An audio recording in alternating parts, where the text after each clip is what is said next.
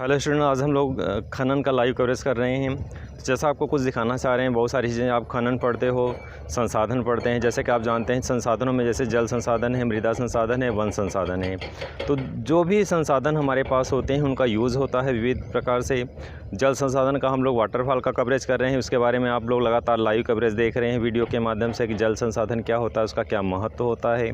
उसी तरह से वन संसाधन के संदर्भ में आप जानते हैं कि वनों पर आधारित विविध प्रकार के उद्योग होते हैं, जिससे हमारा देश इन उद्योगों के रास्ते पे चल कर के देश को विकास की एक नई दिशा मिलती है। तो इसी तरह से जो हमारे पास जितने भी संसाधन हैं, चाहे पर्वत हो, झील हो, झरना हो, पहाड़ हो, सभी का किसी न किसी रूप में यूज़ होता है और उस देश के विकास में अपना योगदान होता है। जैसा हमारे पीछे आप देख रहे हैं, यहाँ पे पहाड़ है। ये सभी विंध्य पर्वत की श्रेणियाँ हैं और विंध्य पर्वत की श्रेणियों में जो भी पहाड़ है उसका खनन कार्य भी होता है। तो जैसा हमारे पीछे आप देख रहे हैं, पत्थरों का खनन होता है, पहाड़ों का भी यूज़ होता है। ऐसा ना समझें कि पहाड़ों का क्या यूज़ है मानव के विकास में। तो जैसा आप देख रहे हैं, हमारे पीछे ये पहाड़ ही था पूरा, और इस पहाड़ को धीरे धीरे तोड़ करके, इन पत्थरों को तोड़ करके छोटे पत्थरों में तब्दील किया जा रहा है और इन्हीं पत्थरों से सड़कों का निर्माण होता है। इन्हीं पत्थरों से बड़े बड़े डैम बनाए जाते हैं। इन्हीं पत्थरों का विविध रूपों में यूज होता है। तो इस तरह से जो खनन होता है पहाड़ों का, उन खनन के माध्यम से देश का विकास होता है। जैसा कि आप जानते हैं, यातायात के जो साधन होते हैं वो देश के विकास की धुरी होते हैं। अगर यातायात विकसित नहीं होंगे तो यातायात विकसित न होने के कारण एग्रीकल्चर यानी कृषि व्यवस्था पिछड़ जाएगी, बैंकिंग व्यवस्था पिछड़ जाएगी, जीवन की संपूर्ण व्यवस्था ही बिगड़ जाएगी। यातायात ज़रूरी है, यातायात व्यवस्था सुदृढ़ होना चाहिए, मजबूत होना चाहिए, बेहतर होना चाहिए, विकसित होना चाहिए। जितने भी विकसित राष्ट्र हैं सब में यातायात या परिवहन के साधन डेवलप अवस्था में हैं। तो आप सोचेंगे कि इन पहाड़ों का यूज़ यातायात में कैसे है, तो आप देख रहे हैं हमारे पीछे बहुत सारा पत्थर मशीनों को से तोड़ा गया है और इन पत्थरों का यूज़ सड़कों के निर्माण में किया जाता है। पहले पहाड़ को छोटे छोटे पत्थरों में प्रेशर मशीनों से तोड़ा जाता है, फिर उसमें छोटी मशीनों से इसको तोड़ा जाता है, फिर छोटे छोटे जब इसमें पत्थर हो जाते हैं तो उनको सड़कों पे बिछाया जाता है और सड़कों का निर्माण किया जाता है। तो खनन क्या होता है, आपको लाइव कवरेज दिखाएंगे कैसे मशीनें बड़े पत्थरों को तोड़ रही हैं। उनको वीडियो में आगे देखेंगे आप लाइव कि किस तरह से बड़े पत्थरों को, पहाड़ को पहले छोटे छोटे पत्थरों में कन्वर्ट किया जाता है, फिर उन छोटे पत्थरों को और बड़ी मशीनों में छोटे छोटे टुकड़ों में कन्वर्ट किया जाता है, फिर उन्हीं पत्थरों को सड़कों पर ले जाकर डाला जाता है, जिससे हमारा यातायात सुदृढ़ अवस्था में होता है और सड़कें बन जाती हैं। तो पहाड़ों का भी यूज़ है हमारे देश में। जो भी संसाधन है, अगर सरकार चाहेगी तो सभी संसाधनों का मैक्सिमम यूज़ करे और देश को विकास को एक नई दिशा प्रदान कर सकता है। तो संसाधनों का, सभी संसाधनों का यूज़ है। अगर आपको कभी इस तरह से सामने ऐसे प्रश्नों को फेस करना पड़े कि पहाड़ों का क्या यूज़ है, झरनों का क्या यूज़ है, झीलों का क्या यूज़ है, वन संपदा का क्या यूज़ है, तो सबका अपना एक इम्पोर्टेंट है। जब आपको, हमारा प्रयास ही यही रहा है कि उन बिंदुओं पे आपको फोकस करें, उन बिंदुओं पे फोकस करके आपको दिखाएं, लाइव कवरेज दिखाएं,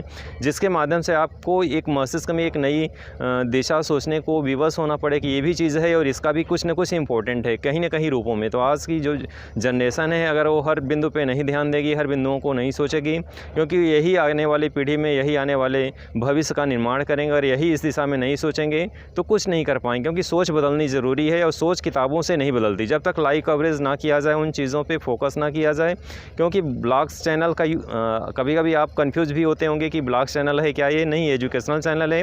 ब्लॉग्स चैनल तो केवल एक मनोरंजन प्रधान होता है, केवल आपको वीडियो दिखा दिया जाता है। लेकिन हमारा जो बिंदु है कि हम उन बिंदुओं को जो ब्लैक बोर्ड पे शायद समझाएंगे, बुक्स में आपको जो पढ़ने को मिलेगी शायद आपको समझ में ना आए, लेकिन जब आप तक कोई चीज़ लाइव भूगर्भ के उन पहलुओं को अध्ययन करते हैं, उन जगहों पे जाते हैं, देखते हैं, लाइव कवरेज के माध्यम से आपको दिखाते हैं, तो आपके दिमाग में वो चीज़ें आती हैं कि हाँ, ये भी संसाधन है और इसका कैसे यूज़ हो रहा है हमारे वर्तमान समय में और आने वाले टाइम में। आप ही कल के भविष्य होगे और आपको सोचना होगा कि इन चीज़ों से कैसे हम कल को बेहतर बना सकते हैं।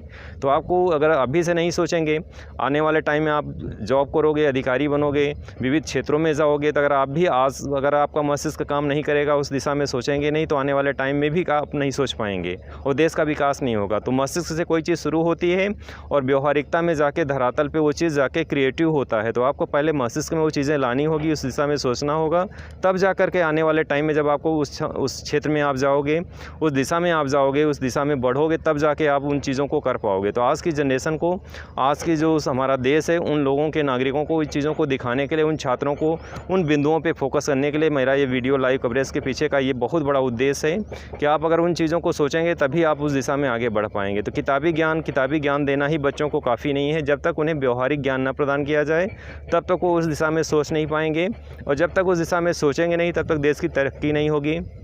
तब तक देश का विकास नहीं होगा। तो सरकार को ही नहीं सोचना है, सरकार तो केवल अधिकारियों से या उस सिस्टम से केवल कार्य करवाती है। जब तक हर नागरिक के अंदर, हर छात्र के अंदर उन चीज़ों को समझने की समझ नहीं होगी, उन चीज़ों के विषय में ज्ञान नहीं होगा, तब तक वो केवल किताबी ज्ञान पढ़ करके कोई IAS बन जाएगा, कोई PCS बन जाएगा, कोई मंत्री बन जाएगा, कभी देश का विकास नहीं कर पाएगा। क्योंकि छोटी सोच होगी, हल्की सोचेंगे, धीरे धीरे एक प्रक्रिया के तहत जैसे कोई चीज़ फोकस किया जाता है कि हाँ देश का विकास करने के लिए सड़कों का निर्माण किया जाना चाहिए, तब वो सड़कों का निर्माण करेंगे।